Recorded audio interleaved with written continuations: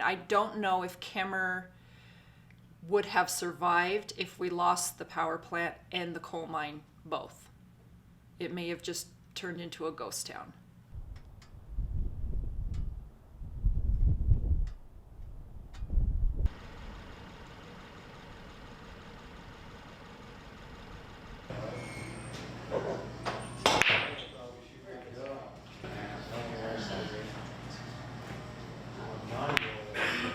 I born and raised here in this community, and I did not want to have to leave. I have children here, I have parents here, and the idea of having to move away and work in another location was pretty scary.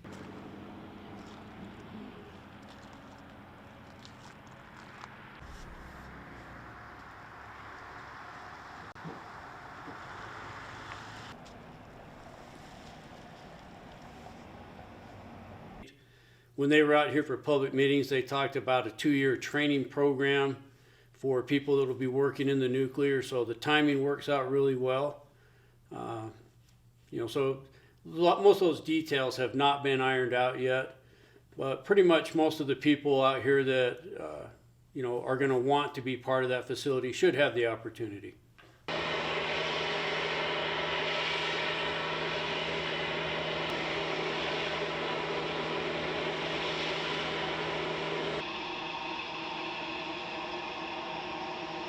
I'm not really on that bandwagon that everything is going to be green.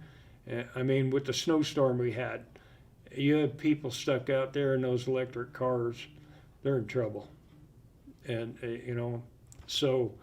but I am absolutely for saving our environment. And if we get in on the ground floor of being part of saving and making our environment better, I'm all for that.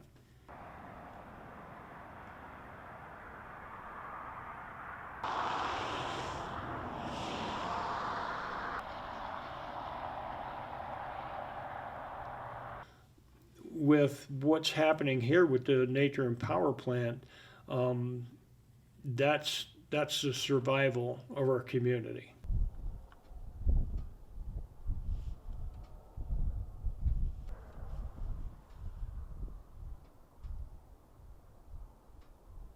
So we fully expect, a massive expansion of wind and solar, and we're for that. But to complement that wind and solar, if we're going to shut off the fossil sources over time, we really need a source like nuclear that's emission-free and that's running 24/7.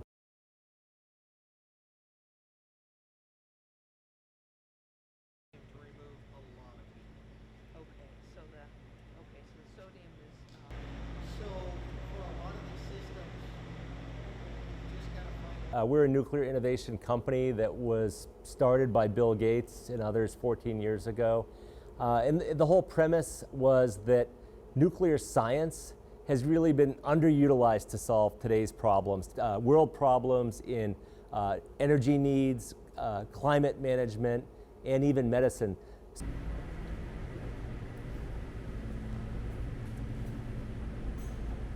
So, just like in a coal plant where you'd have combustion, instead we have fission creating the heat. And so we have to remove the heat from the fuel. And the way we remove the heat from the fuel is with liquid sodium. Today's reactors are safe, but natrium is that next level of safety. Doesn't rely on any outside sources of power to keep the reactor safe, following some unexpected event. There's design differences too. Instead of being water cooled, it's cooled by molten sodium, which we showed you in the lab today. And we think sodium is really a superior coolant. It has great attributes for efficiency and for keeping the reactor safe.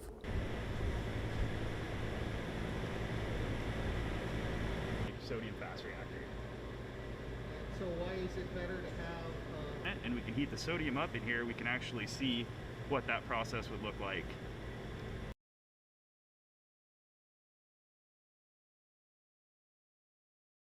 For sure, today's reactors produce used nuclear fuel that needs to be managed closely. But if you look at the volume of used nuclear fuel from about 100 reactors operating for decades, and you put all of that used fuel in one place, it could fit on a football field 10 meters deep. So compare that to the amount of carbon emissions you would have faced from providing 20% of the nation's electricity for decades. And you can see where kind of the sustainability argument is for nuclear. In fact, nuclear power does generate highly radioactive materials, which are carcinogenic, and it generates volumes of waste, which will persist in the environment for hundreds of thousands of years.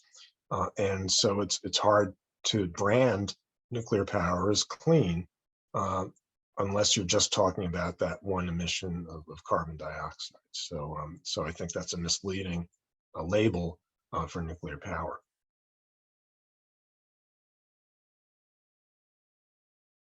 Well, there's no plan for disposal of the waste from new reactors any more than there is a plan for disposal of the waste from the existing reactors. This country, in fact, almost every country around the world with nuclear power, does not have a long-term stable disposal solution for that waste. So it's just accumulating above ground in facilities that were never intended to store waste for very long periods of time in a secure fashion.